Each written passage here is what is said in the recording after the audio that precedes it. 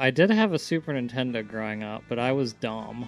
I didn't really buy good video games. I mostly bought Looney Tunes games, but I actually didn't really get into Chrono Trigger until the DS version came out. I decided to get Chrono Trigger and Final Fantasy IV. Figured I would play Final Fantasy IV first because I had known how popular Chrono Trigger was, and I'm like, I know I'll like Chrono Trigger the most. And I was correct. It is one of my favorite games of all time for sure. So I also didn't get to Chrono Trigger until later, and by then I had heard about its reputation on a lot of gaming sites. I was kind of more of the mindset of, it doesn't quite look like my thing. Looks a lot like Dragon Ball. And then I got a PSP Go, and I was like, I need some stuff to play on this. Oh, I can finally get Final Fantasy VI. And oh, I have a little extra money, might as well get Chrono Trigger. I thought I was going to like Final Fantasy VI more, so I decided to start with Chrono Trigger and then go to Final Fantasy VI, and that was a mistake. Chrono Trigger blew me away.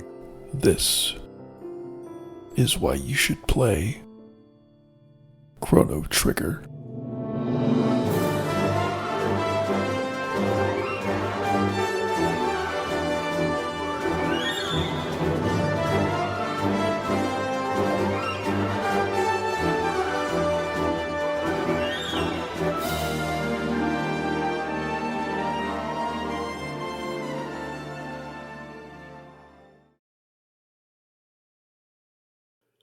Hello, and welcome to another episode of Why You Should Play. I'm sure the first question, or maybe even objection that you have is, why are you doing an episode on what many people consider one of the best Japanese role-playing games of all time? And I anticipated that. Trust me, I know my audience very well after just a few episodes, so I will address that, but not at this immediate moment. I want to get to my two esteemed guests. When I thought about doing this game, I thought, you know what? The reason I wanted to do it is there's a game called Sea of Stars coming soon, and one of the guest composers of that game, who provided some of the music, is a man by the name of Yasunori Mitsuda. And so I thought, there is a connection there. It's obviously inspired by Chrono Trigger from the little I've played of the demo that was available. And so I thought, you know what? Let's go back. Let's see, does this game really hold up, and why? A single one-worded question stuck in my craw. Why is it so beloved, and why do so many games imitate it, draw from it, and why was it such an inspiration? And so that is primarily what this episode is going to be focused on today. And then I thought, who are my guests going to be? And then I didn't overthink it. Thought there are these two fine gentlemen here who are the host of a companion podcast. We're all kind of part of a little community here of sorts. And I thought, let me bring on these two fine gentlemen for a collaboration episode. They obviously have good cadence and a podcasting relationship built in already. So if I'm going to do my first three-man podcast, why not have it with two people who are already familiar with each other, and then I can act as host, who is a little bit of the odd man out, but we're going to have a great time gushing about this game. My first guest today is one of the hosts of the aforementioned Backlog Brain Rot podcast. He is a published author. He is a soon-to-be published game developer. I like to think he would describe himself as a mega nerd, given that he wrote a book and designed a game, which I say that affectionately. And last but not least, he is a fellow lover of trebuchets. Connor, how are you doing today? Doing all right. I put a asterisk on that published author part of self-published. It's even more admirable. Me and thousands of other hopeful writers on Amazon. There you go. Oh, and the name of his book, by the way, is it pronounced metanoia? It's one of those things I've never pronounced. Correct. Yes, it's Metanoia. M as in Mary, ETANOIA. Go buy book, as he says. cdmcguire.com/novels. There we go. My other esteemed co-host is, I consider him one of the OG weeps. He is a man who is maybe the biggest lover of the Trail series. Probably its number one advocate and promoter. He is a fellow sports fan, specifically of Pittsburgh sports. And he is recently married, so he has experienced the true joys which very, very few gamers get to experience in the devotion of a woman's love, which is always very special, again, for us gamers. And I would like to introduce Straw Hat. How are you doing today? Konnichiwa. I'm doing very well. Actually, I was telling Connor, I think this was before we started, but my wife actually just painted my office yesterday. Mm. So it was a nice little pink before I moved in here, but now it is currently blue. And I'm in the process of I had like all my games and stuff set up, and I have like a little Steeler corner coming in. So yeah, it's been a busy weekend, but the biggest thing was I was really missing my computer being plugged in because I couldn't play Baldur's Gate 3, but I can soon again now. So Good. I'm glad I have you both on for a collab episode and to discuss this game, which you are both obviously super fans of, think very highly of. I think it's mm-hmm. among both of your gentlemen's top games of all time. And I think this episode will be a little bit of a history lesson, dare I say, maybe even a bit of an academic episode. But that's okay. Again, I think it's important to when we go back and experience games like Chrono Trigger, it'll help us to appreciate even more where we came from, to get even more enjoyment out of the games that are inspired by it. But at any rate, how did you discover Chrono Trigger and your history with it? Let's go with Straw Hat first. I did have a Super Nintendo growing up, but I was dumb, as most kids were at buying video games. Like Correct. I didn't really buy good video games. I mostly bought Looney Tunes games, which I guess I've been talking a lot about on Backlog Brain Rot now because I've been going back and replaying some of them. But Maybe you're just true to your heart. that's true. Super Mario RPG I did buy on Super Nintendo, but that's just because of Mario, not because of the RPG. But I actually didn't really get into Chrono Trigger until the DS version came out. So I had a Nintendo DS, and for some reason, I think GameStop was doing like a buy two get like you get them for 30 or something. They were new releases, so it might have been more expensive. I don't remember the exact details, but I decided to get Chrono Trigger and Final Fantasy 4. And I figured I would play Final Fantasy 4 first because I had known how popular Chrono Trigger was, and I'm like, I know I'll like Chrono Trigger the most. And I was correct. It is, like you said, one of my favorite games of all time for sure. I just played it again recently last year. But the good thing about the DS version was it kind of combined the Super Nintendo and PS1 release together because the Super Nintendo version didn't have any of the cool cutscenes where the PS1 version did, but I don't think people like the PS1 version. I don't know if it just didn't run well or what was wrong with it, but I've heard that the DS version kind of was like the best of both worlds. So I was very happy to play that one as my first experience with it. Cool. You summed it up very, very well. I'm going to go into that in a little bit. I recall the DS version is widely considered the definitive version of the game, even though I'm sure there are some purists out there, as there always are with Mm-hmm. sort of game or properties fandom. Definitely get into that in a moment. But Connor, what's your history with this magnificent game? It's hilariously kind of similar to Straw Hats, but in a complimentary way. Although a lot of the reason why I couldn't get to a lot of those PS1 classics back when I had a PS1 is that our PlayStation 1 kind of, well, it got sold to get PS2, and then the PS2's backwards compatibility was very, very spotty, and it stopped working for us pretty quickly. So I also didn't get to Chrono Trigger until later, and by then I had heard about its reputation on a lot of gaming sites and G4 TV and all that. So I was aware of it, but I was kind of more of the mindset of, it doesn't quite look like my thing. Looks a lot like Dragon Ball, and as much as, Dragon Ball is fun, I always kind of associate Dragon Ball with kind of a sillier experience. Then I got a PSP Go around teen years, and I was like, I need some stuff to play on this. Oh, there's a bunch of PS1 classic RPGs on here. That sounds interesting. I can finally get Final Fantasy VI. And oh, I have a little extra money. Might as well get Chrono Trigger. I thought I was going to like Final Fantasy VI more, so I decided to start with Chrono Trigger and then go to Final Fantasy VI, and that was a mistake because Chrono Trigger blew me away. And then I tried to play Final Fantasy VI, and it felt so stiff and underdeveloped in comparison. That's so funny that you recall looking at the art and thinking Dragon Ball. That's a coincidence. Wonder why that is.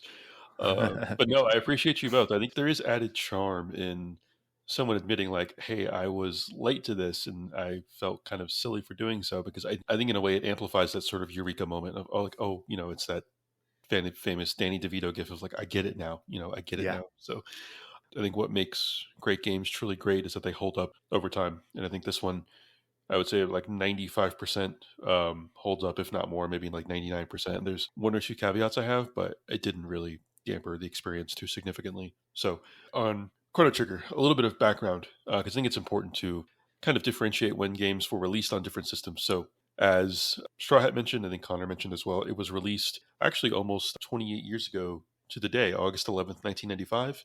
It was released on the Super Nintendo, one of my all-time favorite consoles, probably among people's very favorite for second and obvious first-party releases. It was then ported to PlayStation in 1999, which Straw Hat mentioned. It got the cutscenes added, which I have to say the cutscenes are surprisingly good. They go surprisingly hard. Oh I yeah. love them. And I didn't realize how old they were. For some reason, I thought they were part of maybe the DS or even the Steam release, but just 4 years later on the PlayStation version, they are really, really excellent. In 2008, it was ported to the Nintendo DS, which I want to say is considered the definitive version of the game. It then got a mobile port on August 11th on in Japan, and then an iOS version for the West was released in 2011 later that year in December. And then finally, we have the Windows Steam version on PC was released on February 7th, 2018, and this was actually a shadow drop, which is wild. Just shadow dropping a port of one of the most beloved games of all time. And I think it's basically a port of the DS version, maybe some minor tweaks here, including, support for mouse and keyboard. And I think it has an auto save as well. So some slight touch ups. But yeah, that's the basic release history. So, gentlemen, it is time for a pop quiz. And I hate to drop this on you, but again, I'd said this was going to get a little bit academic. I'm going to drop some names, and either of you Oh, feel boy. free to chime in. The winner who gets the most correct, the earliest, doesn't win anything except even more of my respect, which you guys have ample amounts already. So the first name I am going to drop is Hironobu Sakaguchi. Does that name ring a bell? Yes, creator of Final Fantasy, right? Yes, he is the widely considered the creator of Final Fantasy. He is the chief designer of Chrono Trigger. The next name I'm going to mint drop is Akira Toriyama, Dragon Ball, of course, the the creator of author. Dragon Ball. Yep. Yes, the creator of Dragon Ball is one of the lead artists on Chrono Trigger. Yeah. The next name I'm going to drop. Go ahead, Connor. Go ahead. I was going to say that name is so ubiquitous that even though I couldn't really remember what his name was, I just see the art style and go, "Oh yeah, Toriyama art." It's like a reflex. Yep. Yeah. That's how you gain notoriety. The next name I'm going to drop is Yuji Horii. Dragon Quest. There we go. I knew I was going to get that one. I know you're a massive Dragon Quest fan. Yeah. He was one of the writers of Chrono Trigger. So Yeah. the next name I'm going to drop, maybe not as acclaimed as them, but still widely respected, Yasunori Mitsuda, is the composer. But more importantly, I believe he got ill temporarily during the production of the game. He handed the composing duties off to a gentleman by the name of Nobuo Uematsu. Yep. Also the music director of Final Fantasy. Yeah. Yes, the absolute legend. So we have what I kind of consider like a Mount Rushmore of, I guess you could call maybe Square Enix, if not Japanese role-playing games, all involved in this game. The lead designer, Sakaguchi, creator of Final Fantasy, creator of Dragon Ball. Toriyama was the artist. Yuji Horii was one of the writers, and the composers were Mitsuda and Nobuo Uematsu. So if you are a fan of all Japanese games and you haven't played Chrono Trigger, you can just pause the episode right now and just go play it. Like what more do you need? Like what more convincing do you need? I couldn't believe that when I was looking at it. I'm like, oh my god, it's just ridiculous. That's why it was such like a legendary game, because it's like like you said, all the superstars from Square came together. And I don't even know if that could even happen today, is the thing. Like there's just too many different games going on, and the media has expanded so much. But back then, like, yeah, they were it. I mean, there are other ones today that are getting famous too, but these were the all-stars. Not to mention that Toriyama was the writer of Dragon Ball as well, right? So, and that was, especially in the 90s, that was huge. So, if you can imagine today, like Kojima and Miyazaki and I don't know, Miyamoto. Yeah, Miyamoto. I feel like, can you imagine? Like, well, Straw Hat can tell you in sports, like an all-star when they try to assemble these all-star teams, Yep. it doesn't work out in the long run. It's become self-destructive, egos clash, and I think it is a testament to, I would even go so far as to say Japanese culture, because I think if you have true egos involved. Obviously you have immense talents for all these gentlemen who contributed to this game, but I think if you have too many egos, it will collapse very quickly. And so, yeah, it really is a piece of history, the likes of which I don't think we'll ever see again in gaming like this. Who knows? Maybe there will be one game that is widely regarded as great, and decades later, the individuals go on to be absolute legends. But I don't think that we have genre-defining individuals like Yeah. these collab together ever again. In the end work, it feels a whole lot less like they went and tried to find all the best people, and more like these people naturally met up, having all worked with Square Enix at some point or another, and they were just a bunch of big nerds, and they all had a shared idea, and like, let's do it.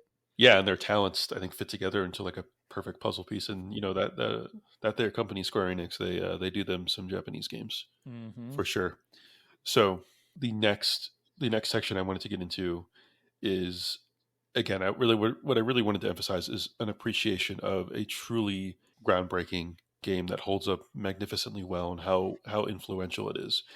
And so what I wanted to get into is how groundbreaking Chrono Trigger is and how well it holds up. Kind of interweave both aspects, because I think it's very rare sometimes when you say like, oh, this game had this mechanic and it may not hold up as well over time, or it may have attempted this new system or tool and it was still being rough around the edges or fine tweaked. But I think Chrono Trigger has all of these aspects and they still hold up to this day. And that is what's most remarkable to me. And I think it is among, I, I usually don't try to dip into hyperbole, but I think it is among the best games I've ever played, regardless of genre. And so the first thing that I want to highlight, I don't know how much either of you gentlemen can speak to this, is there are, I believe, 14 different endings to this game based upon when you choose to face the final boss. And so just right off the bat, you have multiple endings to this game, and you can face the final boss whenever. I think a certain game called Breath of the Wild did that, and it was lauded for that. It's like, well, Chrono Trigger did that,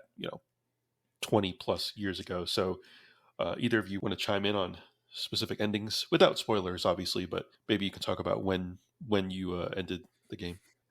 Well, I definitely did a bunch of replays immediately after first finishing it when I found out. And the structure of it is in such a way that there's only like 2 or 3 main endings that you'll actually get on a first playthrough. Mm-hmm. But once you're doing the replay, there's a bunch of silly stuff you can do with just shortcutting to the boss early, since it's New Game Plus. And I don't remember a lot of them at this point, but I do remember one involves frogs. And that one was a choice one. Yes, Frog is a very good boy. Some people would say the best boy. Straw Hat, do you remember anything, without spoilers, about some endings? Yeah, I know when I played it, I tried to get I pretty much did as much as I could in the game. Probably, I don't know if I got the true ending, but I got one of the better endings, I would say. But I know the other ending that stuck out to me, which I won't spoil it, but there's like a certain character you wouldn't even need to finish the game, who you would kind of surprise you. So they really did a lot of groundbreaking things with that, because especially back then, I don't think any game would have done anything close to that. At least on the JRPG space. Yeah. There were a lot of adventure games or very complex computer RPGs that were doing similar stuff, or visual novels, but that was a lot of effort to do in something that had so much more going on, like a JRPG. Yeah, and Connor, it's funny that you dropped this term. I think this is also one of the first games, if not the first game, to actually use the term New Game Plus, or have a system in place like that as well. And Straw Hat, you mentioned the characters. There is, again, with the different endings and everything, there is genuine choice and consequence in this game as well. Even in most seemingly simple or mundane decisions, like I'm going to go grab this item in my vicinity. Again, I won't spoil early on. There's a decision like, hey, I'm going to go grab this item that's just laying there on the ground. Or a character needs something, and then later on do a task for them, or you retrieve something for them, and then you'll get a major benefit in the long run, based upon the time and place that you are. And so yeah, it's just, it really, really struck me how all these things were interwoven so amazingly well. And I hinted at it just now, but there is time travel in the game. Again, it says Chrono, kind of even the logo of the game suggests time travel. And so, yeah, there is time travel back and forth. How would you, what other games would you guys compare the time travel aspect of this game? Because it's not simply back and forth between two realms. I mean, you're hopping around to, geez, I want to say four different time periods, maybe five throughout this one land. Yeah, at least 5. Right. Do you, what was, this isn't really a spoiler. Do you guys remember what was your favorite time period to Oh, explore in? definitely prehistoric for me. I Yeah. always like going back to that era. Yeah, the music in the prehistoric era was a bona fide bop. Which one, Connor? Oh, for me, I was, I'd say as far as like the environment goes, I really like the 12,000 BC, Hmm. the even further back in history part. But if I had to say which was actually like the most thematically striking to me, it's actually when you go forward to 2300 AD or whatever the markers they use for it. That one was like this is getting serious now. Yeah, is that I'm trying to remember. Is 2300 the kind of wasteland looking one? Yep. You know, Robo. That one was cool. Again, just the art and the music, everything just combines seamlessly and makes for something that's really really immersive. Another aspect that I was really happy to see when I was replaying this, or playing it even more extensively, is that one aspect is that there really is no grinding in the game. I mean, the game is Hmm. paced so well, and that you can avoid battles as well. There's no random encounters, like all the enemies that you're going to encounter, they're there on screen. Yep. Love that part. Yeah, but they will be there on screen. You can avoid them pretty easily. And another thing, when you do go into battle, the battle is right there on the screen. That just Hmm. blew me away because JRPGs, they Yep. have some type of little It's phase beautiful. shift. Yeah, yeah. So talk about some of the aspects that really impressed you guys, or you think would maybe lure people in who maybe aren't into Japanese role playing games would consider this game. Yeah. So I came from a computer RPG background where my first ones were games like Neverwinter Nights and Baldur's Gate. So positioning was always something that was kind of funny for me to go to JRPGs and just not be there. I started them around the same time, so I was okay with that. But when Chrono Trigger was like, hey, you can see the enemies on the field and their positions actually matter now because some of your spells have like area of effect and stuff like that. So once I started playing around with that, it's just like, oh my gosh, this is what I've been missing from these games for so long. Because I had only really played like Final Fantasy at that point, and a few other like indie titles, and it was that having that actual flow to the combat and things felt. It was funny because it like you couldn't move anything, so mechanically it's not like it was all that different, but it was just different enough that it felt better.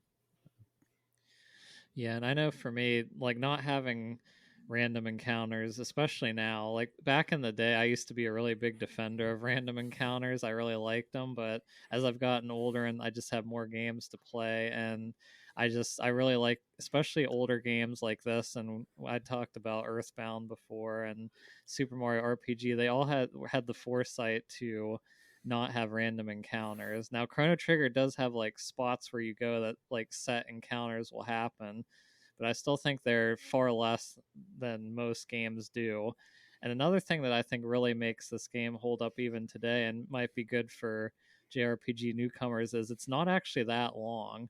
Like in a day and age where you have the personas that are 100 hours plus, the Trails games are really long too, and Dragon Quest. But this game, I mean, you can get through it in 30 hours, I would say, maybe even Yeah, less depending what all you do. But and it doesn't feel like you have a cheapened experience either. I mean, all the boss fights are good, the encounters are well paced. You don't really have to grind, so it's definitely not even one of the best RPGs. I think it's one of the most accessible as well.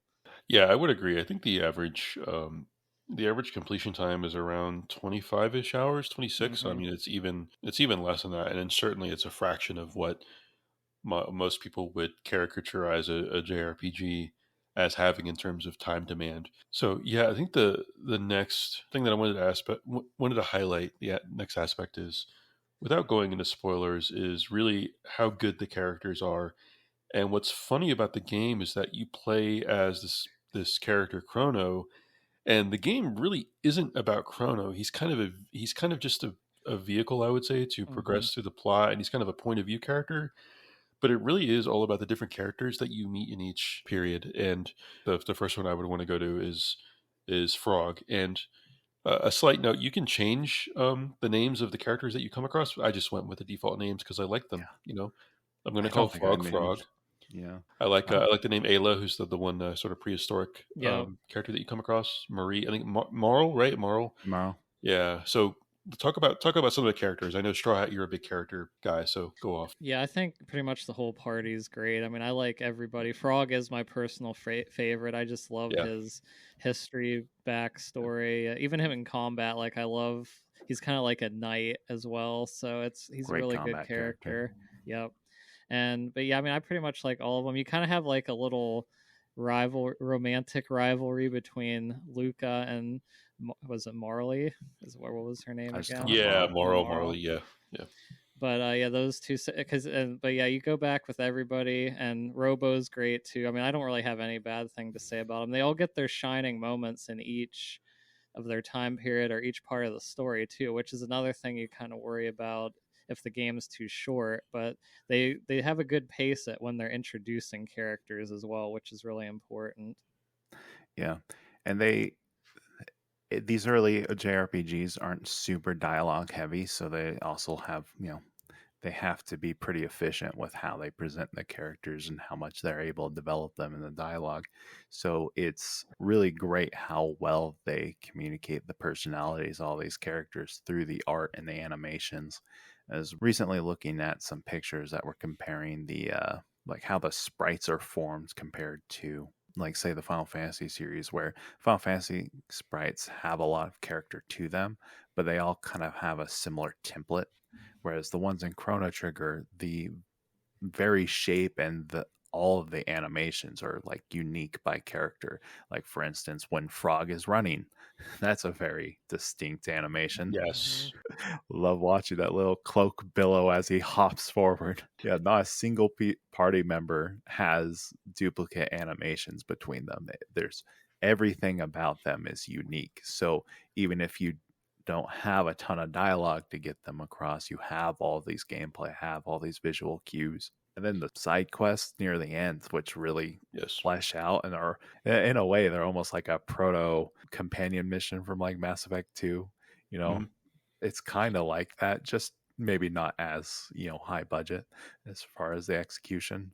But I'd say they're just as touching in a lot of ways. Yeah, it's funny having just played Final Fantasy 16 when this, again, Chrono Trigger's 28, almost 30 years old, and it does that sort of side quest dump near sort of the point of no return, where it's all dedicated to your companions, and it's saying like, hey, these are side quests for your companions. They're not like mandatory to finish the main story, but you probably should do them because, I mean, you get good items like armor or weapons or whatever, but you also get more backstory for the companions. And what I appreciate as well is as you progress more in the game and all the characters level up. I believe it's every character levels up equally. There's no, it's not like a strictly reserved for your party for leveling up. So Another godsend. yes, another godsend, another, again, quality of life holds up over time. What a concept. Yeah, you're not going to have to worry about having someone in your party for them to level up. And as your characters do level up, characters get combination abilities, combo attacks, 2 and up to 3. And so there are 3 members in your battle party. So you can get, there's 2-person attacks, there's 3-person attacks, which do like massive damage or massive healing. So again, it's more of that interweaving of story and gameplay combat that I just always relish in the game. And for them to put so much thought into it, again, speaks to how well designed the game was. Before we kind of move on, was there anything about the sort of the combat or the characters that you all wanted to highlight, or maybe something of one of the time periods or anything? I just really like talking about the combo attacks again, just like how cool they looked, really, just especially for back then. And then I really liked how they utilized the different elements too, like, just the simple one of like combining Luca's fire gun with Chrono's sword. You do a fire attack, or doing X slash with Frog and Chrono, or Which is even the best one. yeah, it is the best. Or even like I like the animation for like healing with where you do like Chrono spins around with his sword, just healing everybody, like Oh yeah, with combining. Mara. It's just so good. Like they, everything's like Connor said earlier, the animation in this is just crazy, especially for the time. Yeah, it really feels like they were able to escape the rigors of a lot of their peers. Like when you play a early Final Fantasy game, you're like, okay, everything kind of feels like it's on an implicit grid at all times. Mm-hmm. There's a lot of like up, down, left, right movement, and only occasional escapes from that. Whereas in Chrono Trigger, everything feels like it's actually in like a free form plane, and they like things can move around freely. Oh, they feel like they can, at least. Yeah, the early Final Fantasy games, you're all lined up in one row, and your animations are pretty staticky. So I mean, you'll depending what you do, you'll do a little different thing. But Chrono Trigger, everybody's jumping around and you're looking flashy, and it just feels more action based, even though it is turn based. Yeah, and we've been using the term groundbreaking, but really I think a more proper term would be like this is a pinnacle game of the era. Mm-hmm. It was like Final Fantasy 1 and then maybe Final Fantasy 4, and those were the groundbreakers. They're the ones Yeah. who start. Oh, and Dragon Quest, obviously, although I haven't played that series yet. You can roast me later for that. Sorry, Graham. This is where they really took the accumulation of everything they had learned about the tech and the engine and the game design and did the best thing they could think of with it. That's a good shout out. I think this game came out. Did it come out around the same time as Final Fantasy VI? Correct, roughly. Yeah, it's close. It kind of would have had to. Those were I can both look the it end up. of the Super Nintendo era games for Yeah, their and I series. think I think Final Fantasy IV is kind of. I think it's widely considered where the series took a step up. But yeah, I think to talk about the combo attacks again. One of my favorites was you have Marl, who's like one of the more magic attuned characters, and she combines with Ayla, who is Mhm. cave woman. So like you have the cave woman has a giant boulder or a rock, and Marl can use it for like ice, and you can do like massive Oh damage. I yeah, just loved that contrast, the combining contrast of like magic and caveman. That was one of my favorite attacks too. It is fun. It's funny too now thinking about it because combo attacks in JRPG aren't an uncommon thing, but I feel like they're a lot more not as available or turned back. Like even if you think about in Persona or Dragon Quest 11, like some of the newer games, like they have combo attacks, but they're not as readily available as they were in Chrono Trigger, and they didn't have near as many of them. Like they are still very special, but Chrono Trigger made them like common. Like you start doing them pretty much right away, but they yeah. never feel less special each They're time you like do them. tactical backbone elements instead Mm-hmm. of these flourishes at the end. Yeah, they are very vital, and it helps to really keep your party well constructed. And in the menu, it shows you like, hey, if you have this character, this is who they Mm-hmm. combine with, this is what the abilities are. So it's all really, really transparent. So you don't really need to do necessarily a lot of experimentation. So you'll know kind of going in, okay, these are my character's abilities, and not only that, these are the combo abilities that I'll have available. And so I wanted to go a little bit more in depth on the combat because I think it's again it's super impressive for its time, but I wanted to try to set people's expectations. And this is by no means a negative; it's just delving deeper into what's all involved with the combat. So each character will have their own visible sort of, I guess you would call it like a cooldown bar, sort of like a Mm-hmm. turn cooldown bar.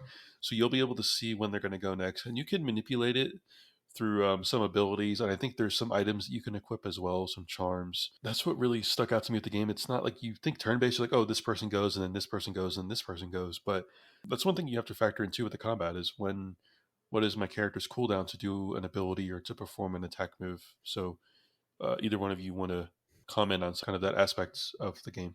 Yeah, the ATB based systems were Yes, thank very you. I had a mind blank. Thank you, ATB. yeah Thank you. active time battle. Yeah. Yep. Yeah, that a lot of role playing games were experimenting with around that time, even in the Western sphere, with like Baldur's Gate essentially being an active time battle with a pause.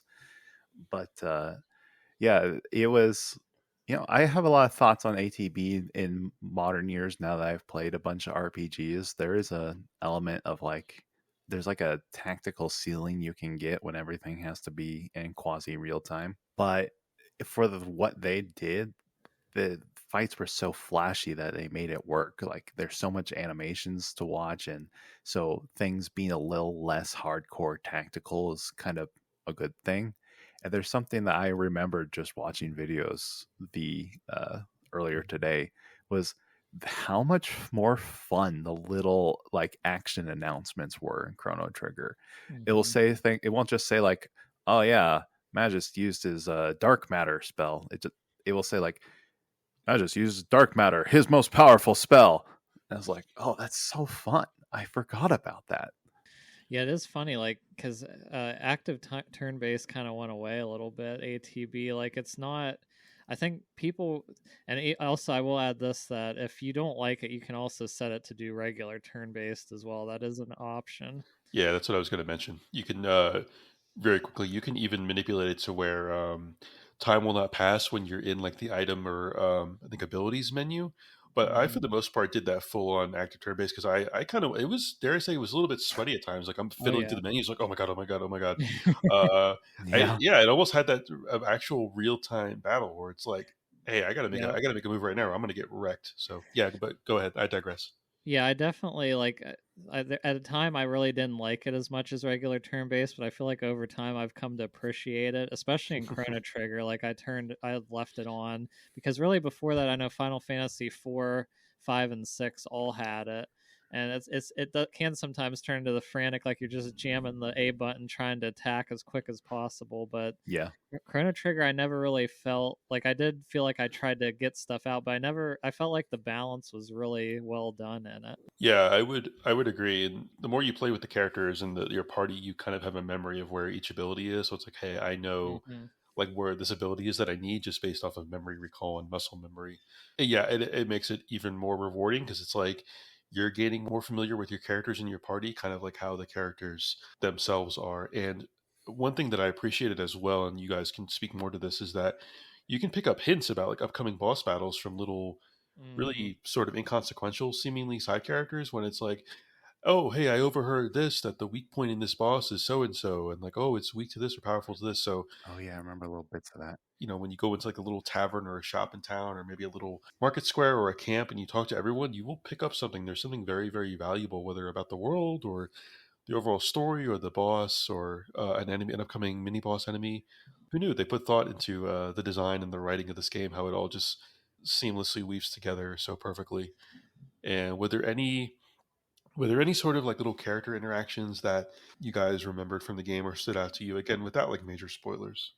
I know for me, one of the early parts in the game, like back when you go back in time for the first time, you have to go to the church, and like you pretty much like the boss kind of disguises himself as one of the like church officials, I think, and you kind of Mhm. have to like deal talking with the nuns and stuff around, and some of them are disguised. So I think that leaves a really Oh, early impression of like the characters, like the bosses have character, like they're not usually I do just this remember that. random monster that just, oh, I'm gonna attack you. Like he Yeah. had a purpose, he had a plan for what he was doing, and they really fleshed that out, which I love.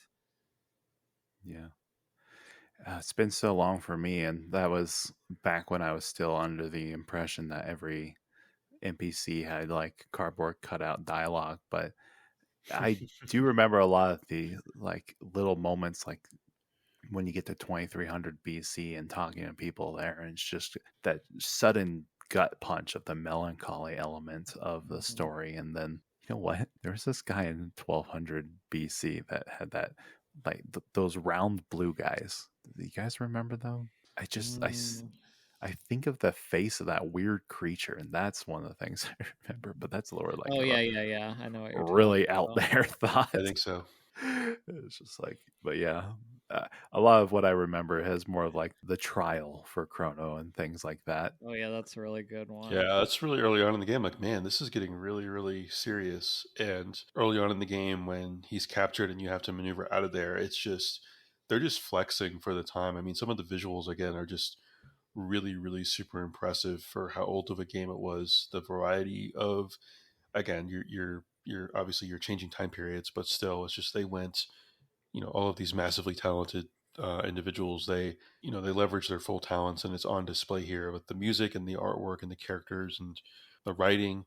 It's just consistently super impressive with how everything seamlessly weaves together. And the story does take some chances. There were a lot of times where I was like genuinely shocked, and not only at what happens in the story, but again how touching it is. You know, Frog, Straw Hat, and myself, we cited Frog as one of the really truly great sort of redemption story, and you get an idea like he's kind of like disgraced and ashamed, but then you kind of learn more about why later on, and you're like, oh man. And every time period that you go to kind of acts as a vehicle for every one of your side companions' little story. So you're invested not only in the main story as well, which is obviously sweeping and grand and epic, but you're invested in wanting to pursue these side characters' stories even more. And I'm trying to think of. Go If ahead. Is there anything else? Anything else? It's open now. Whatever you guys want to talk about with the game. if you miss Robo's last quest, you didn't play the game, and you Mm. should make sure you do that because otherwise you're a monster. That quest is mwah, just like that was like a key point. Just If for those of you who have played Final Fantasy 16 and you got that reward from all of those sort of 11th hour side quest dump near the end, the point of no return, just you'll get the same satisfaction in Chrono Trigger, I promise you. Not only again in actual tangible items, but in story and character. You're gonna the payoff is just exquisite. I also want to point out at the beginning of the game, you go to this fair, and there's a lot of different like crazy events you can do, which was like mind blowing. Even now, like you really can't do that much stuff in a JRPG, but you don't need to steal that guy's lunch. Come on, why are you taking this guy's lunch? Just, Go return the cat. yep, And even that kind of like seemingly silly little fair, there is a massive payoff yep. near the end of the game. Like I couldn't believe it. I'm like, oh my goodness, are you serious? It was so good. And one thing that stuck out to me is, or I think one of the very first frames of the game, one of the very first cutscenes, if you will, is a framed picture of your entire party. Yep. Mm-hmm. And so again, that kind of pays off too. You kind of understand why. Again, it's a framed picture. It's like one of the primary signifiers of some sort of significant moment in your life, right? So there's a payoff to that as well. And this game has one of the most iconic shots in a JRPG in terms of all the group together that I won't spoil. Maybe many of you have probably seen the GIF posted. Again, it's not only striking character and story, but the artwork itself is very, very striking. And I'm trying to think of anything else that we kind of wanted to go into about the game itself that's not really a caveat or not a spoiler. Anything else that you guys can recall or wanted to shout out about the game? Well, that opening cutscene was very choice for me with getting me into the mood of the game. It's just like I don't know what it exactly was about it, but just the music there is fantastic. But that was like stuck in my head rent free for like a year after I played it, and I kept watching. Like that's what really motivated me to get in. And then the other I say is like the last little bit that I always remember about the game is the space between time and that little clock chime that's Yeah. going on in there. That was another thing that just gets to a little reptile circuit in my brain and just puts me into a very melancholy mood. I just think too, even playing the game, like no matter what your party is, like you have a party of 3 people that you can pretty much freely switch throughout the whole game, but you're gonna get different experiences and different dialogue options depending who you take. So it's definitely worth swapping around just to kind of see. Even if you like one character's abilities, you might like their like comments in the story a little more, but it's because I know when I've replayed it, I've tried taking different characters, and it's like, oh, that does change a little bit how I see this now. They definitely put a lot of effort into that. Yeah, there were times when I genuinely felt bad about leaving someone behind. When Mm-hmm. Yeah. there's some points in the story when you can only take like one other person, just kind of like it's a little like the story dictates. It's like, hey, we have to leave someone here behind, and you have to take. Circumstances. Yeah, so and even though I was leaving them behind temporarily, like I knew that they would rejoin like my main 3-person party. I genuinely felt bad. I'm like, oh, I'm leaving you behind. It's like leaving a favorite pet or dog behind or something. But Mm-hmm.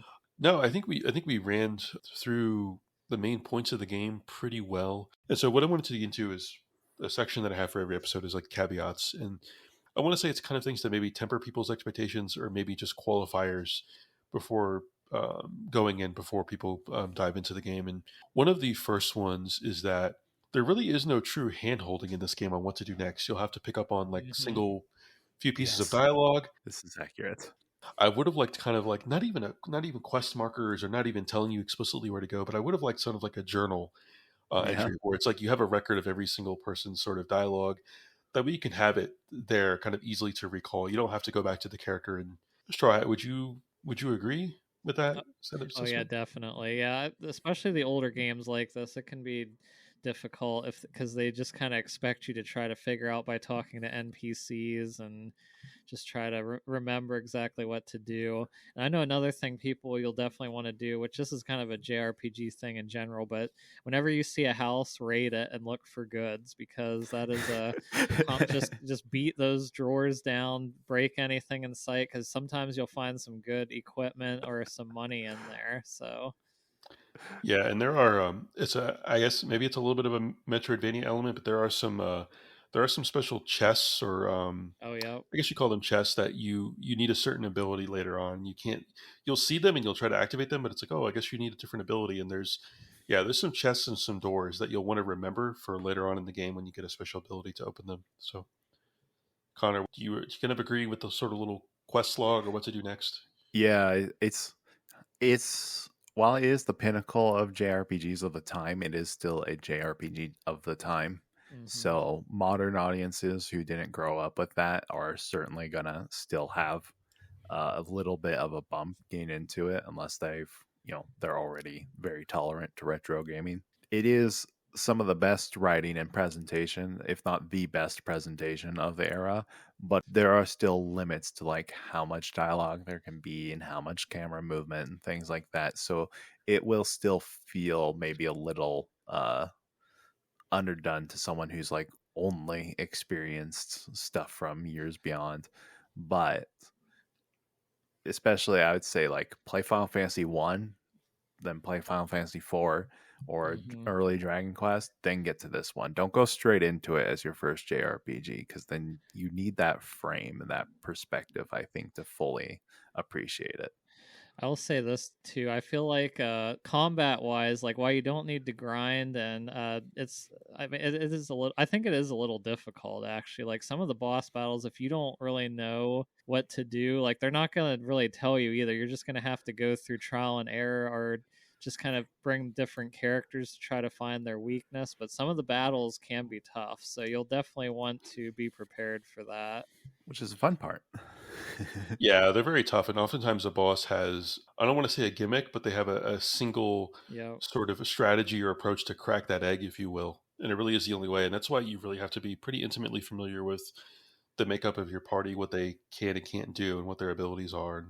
And then the last thing is that I will say what's regarded as the main ending of the game, it is a pretty big gauntlet to get there. There is Oh a yeah. lot of waves of enemies that you have to go through, and I'm like, man, this is the only time where I started to really kind of resent the combat. It wasn't the combat itself; it was just there were just so many waves. I think you kind of have to ascend this tower. I think is the sort of the story point, the story beat, and then the final boss of like the Oh, main that ending is part. just, It's oof, rough. Yeah, man, it's yeah, hard. yeah, it's like to get the main ending in the game, you're gonna be tested for sure. And it is definitely gauntlet, but you will earn it. And that's why I say go and do those side quests near the end of the game because you're going to get really good abilities and loot and weapons and armor and such. So, what do you guys recall? Like kind of I assume you both got the main ending of the game. Yes. You recall anything specific from it?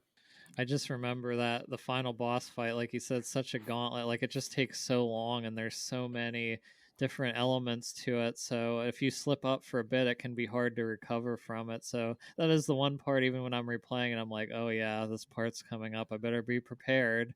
So the end game can definitely, even like some of the quests, and especially if you want to fight some of the secret bosses and stuff like that, they can be super challenging. Yes. But I felt like a lot of that stuff was so worth it though. Just Oh even yeah. just the thematics of it's like secret creatures that are hiding around the world that you're gonna. Yeah, and that's the thing too. It's like people, obviously, I think really good open world games by modern standards, they have things that are unexpected in them that the game doesn't even hint at. Hint at. You just kind of go and explore. And this, again, this game 20 plus years ago, there's just straight up side bosses that you can miss that are pretty sizable challenges in combat, but they're entirely missable. And Yeah, even when you do encounter them, if you're like, "Hey, this I don't want to suffer through this." you've been a missable party member. Yeah. Any other thoughts lingering that you wanted to bring up? Anything controversial? Maybe hot Mm, takes. just that I could throw out one last one is that some people will probably be less interested in Chrono as a protagonist since he's a silent protag. But personally, I love that part because I think quiet dude going on adventure, helping people out is that's just a timeless setup for me. For I could me, I never be guess mad at that protagonist. I don't really like Luca that much, honestly. That might be a controversial Shame. opinion. I don't know. But Luca is a sweetheart. I will say there is a story in Luca that is absolutely horrifying. I was like, "Oh my god!" I didn't realize this game went even harder than I thought. Again, you're going to get payoff with these characters. It really is a wonderful story. If we don't have anything else, I have kind of a final thoughts about this game because there is kind of an elephant in the room with this game, and that is that people are clamoring for a remake of it, specifically in this newfangled HD 2D style. mm-hmm. What do both of you think about that? HD 2D remake could be pretty good. It could be. Like, there's a potential there.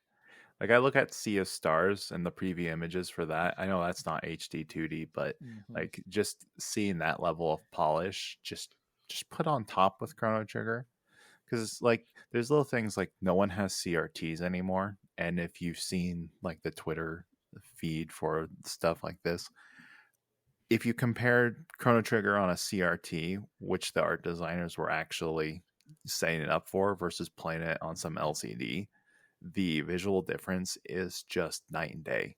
It's like everything is so much smoother and full of warmth and life on a CRT because they were taking advantage of that fuzziness of it intentionally.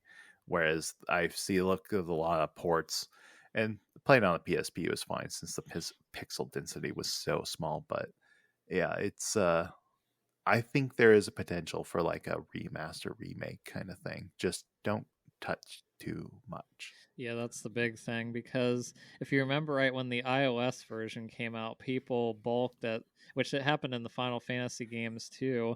And I think even the Steam Yes. version had that art for a little bit, but it was like the iOS pixel remake and it was ugly and people hated it and they did Yeah, not. those were so bad. Yeah, they definitely let Square Enix hear about it. So if they would do a remake, which yeah, it would be great, especially they just got to be careful what they tamper with. Like I'm just afraid if they'd want to tamper with the battle system a little too much, it might upset some people. I think it's pretty perfect already, but I mean Final Fantasy VII remake showed me that they can change things and add things and make it even better. But yeah, I think ideally a 2D HD as in Octopath style, or even like one looks or like that new Star Ocean game. Like those all look really good. So Yeah. as long as they don't cheap out on it, like they got to put 100% effort into it if they're going to do it, especially for an important game that people really care about and will definitely complain if it's not to their liking. The game is just so embedded with the 16-bit era for me that it's hard for me to imagine like like a full 3D remake or anything Yeah, that like would be that. tough. Because like Final Fantasy VII lent itself to a full 3D since it was a very primitive 3D to start with, but Chrono Trigger not the same. Yeah, Straw Hat brought up the Final Fantasy VII remake, and I'm just imagining the absolute creative tightrope walk it would take to Mm-hmm. give Chrono Trigger the Seven remake treatment. Like I would be terrified to take on that project personally. But yeah, I'm relieved to hear that you guys are kind of in line with me, where I'm like, I don't. Maybe this is a nuclear hot take, and maybe I'm a boomer or something, but I don't think this game really needs a HD 2D remake. I think if anything, it just Nintendo. I know you guys listen to this podcast. Just port the game forward to modern consoles, please. Just give the trophies to the PlayStation freaks. Let them get their platinum in Chrono Trigger. I can't imagine the insanity of a platinum in this game. By the way, it would be absolutely nuts It would be with Mm-hmm. all like the Like 50 side quests and hours. bosses. Yeah, it would be insane. I mean, all there the would be people that would get endings. it. Yeah. Just port the game forward. Put it on modern consoles. Give some of those quality of life things. Like the quest log. Dialogue journal, whatever. the game holds up remarkably well. Just don't overthink it. Again, like you guys said, don't try to tinker with it too much. Everything holds up so remarkably well. Yeah, I can't think of anything else. Is there anything else that you fine gentlemen wanted to highlight? Well, if you think about it, Nintendo, I don't know if I'm guessing Square is working on it, but this November we're getting a Super Mario RPG like full on remake, but they are kind of keeping it more true to the game still. So even if it'd be something like that, the only thing is I don't even know if they could with Mario characters. I feel like the new art style changes really work because it really aligned with the game. Where I don't Chrono Trigger, I'm not even sure what you do other than make the sprites pop more or something. Like if you change how their faces look a little too much or make them a little too chibi, I feel like people aren't gonna like that. Yeah, you wouldn't want to change any of the visual identity with Chrono Trigger, or from my opinion, what you would want to do is just little things with like keep refining and polishing the visual effects flourishes and like the camera movement, make things just a little bit more dynamic because it already really wants to be and it already is compared to its peers, but now we have even more technology could have worked with to keep that same idea, but just put that extra flourish on it. The poor intern they have in a janitor closet somewhere who's tasked with trying to alter Akira Toriyama's art 20 Yeah, something good years ago. luck. Can you imagine? Terrified, go into hiding Yes. afterwards at the smallest mistake. I was even thinking like some of the older Final Fantasy games that they re-released, they added turbo mode. They added so you can just pretty much level up to 99, but I don't really like that, particularly because well, there's no random encounters in this game. So I mean, you could add some more accessibility features if you really wanted to, but I feel like other than like what we talked about already, where you can get lost or some of the bosses might be a little more difficult, it's pretty accessible already. Yeah, it does have an auto mode, which I never used. I was terrified of that, and I don't. Oh yeah. There is a fast and slow mode in traversal throughout the world. I think Hmm. on I played with controller on Steam, and I think it was B. Again, the DS is considered kind of the definitive version that's most appealing to everyone. The Super Nintendo copy goes for like I don't know, close Oh to two yeah. hundred dollars. I think that's at least 150. So that is a prized treasure of many people. But yeah, and Straw Hat, you said it plays perfectly well on deck. I think it's Steam Deck Yep. verified. Yeah, I mean, I had no issues with it. I didn't get any issues, any errors, any crashes whatsoever, so it was perfectly fine. Runs great on PSP. Yeah, shout out to the PSP. Yeah, again, I played it on Steam, perfectly fine on controller. Gentlemen, thank you both very much. I think I am. We can play a little. We can play a little teasing game. I'm scheduled to be on Backlog Brain Rot sometime in the future, Hmm. which I am very very excited about. It's very unexpected. I was like, oh okay, I'm down for that. I'll need to play a little bit of a replay catch up myself, but I am very excited. I'll definitely look to have you fine gentlemen again on for some more Japanese role playing game goodness. If not, maybe some other overlapping genre that you both are into. I am definitely looking to have your esteemed co host, Mr. Parrot, on. We are discussing games, so I can reveal that, which is exciting. And That'll be fun. yeah, it'll be fun. It'll be fun. He's always a fun chat. He likes those very, those capital F fun games.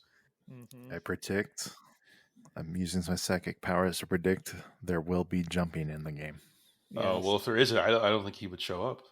So I don't think he would boycott. But no, another thing that I will hint at is there will be Japanese games very soon. Some more Japanese games, but not maybe not ones you think of when you think of Japanese games. But Subarashi, as one might say. exactly, exactly. Very excited. Thank you both very much. I am so glad that I returned to this game again. I think it's fair to say this is one of the best games of all time. Would you both agree? Oh yeah. Regardless of Yep. genre. And I think again, from an academic perspective, when we talk about movies that you should watch or music that you should listen to, this is one of the games. Like if I was to do like a video games 101, like a history sort of, I would probably include this Oh game yeah. as kind of like a sort of a historically genre defining, if you will. I don't want to use groundbreaking because Connor checked me on that. Pinnacle. Pinnacle, yes, Pinnacle. Yes. Pinnacle Video Games 101 with Professor Connor. So this would be Yes. one of the games on there. Video Game Criterion Collection. Again, Nintendo, Square Enix. I forget the new Square Enix president's name, CEO. Just port it forward. little bit of quality of life. That's all you need to do. Just port it forward. Get it on PS5, maybe even Xbox, if you're feeling adventurous. Nobody actually plays games on there though. No. No. Maybe include a Chrono Trigger app next to Netflix or Yeah. Amazon Prime Video or something. But YouTube, they can watch a full playthrough. yeah, watch a easy playthrough. Yeah, thank you both again, and we will see you next